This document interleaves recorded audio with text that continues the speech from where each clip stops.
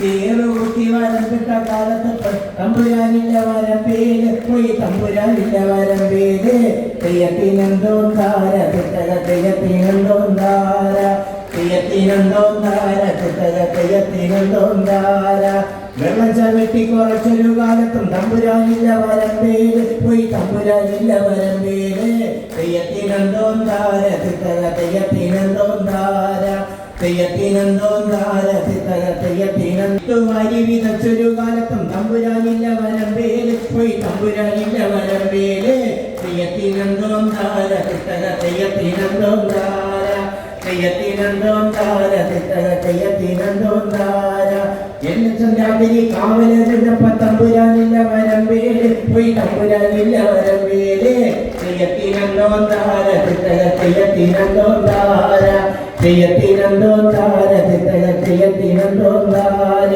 മുണ്ടകൻ ചുണ്ടുപടുക്കുന്ന കാലത്തിലേ കൊയ്യാറായി തമ്പുരാനുണ്ട് വരമ്പേല് ഇപ്പൊ തമ്പുരാനുണ്ട് വരമ്പേല് തെയ്യത്തിനെന്തോന്താര തിട്ടക തെയ്യത്തിനെന്തോന്താര തെയ്യത്തിനെന്തോന്താര തിട്ടക തെയ്യത്തിനെന്തോന്താര 90,000 കൊയ്തൊണ്ടു നിന്നപ്പോഴേ കുളയൂടി തമ്പുരാനുണ്ട് വരമ്പേല് ഇപ്പൊ തമ്പുരാനുണ്ട് വരമ്പേല് തെയ്യത്തിനെന്തോന്താര തിട്ടക തെയ്യത്തിനെന്തോന്താര തെയ്യത്തിനെന്തോന്താര തിട്ടക തെയ്യത്തിനെന്തോന്താരന്റെ പിടിത്താള് കണ്ടപ്പോ പമ്പരം പോലൊരു കണ്ണുരുട്ട് പോയി പമ്പരം പോലൊരു കണ്ണുരുട്ട് തെയ്യത്തിനെന്തോന്താര തിട്ടക തെയ്യത്തിനെന്തോന്താര തെയ്യത്തിനെന്തോന്താര തിട്ടക തെയ്യത്തിനെന്തോന്താര.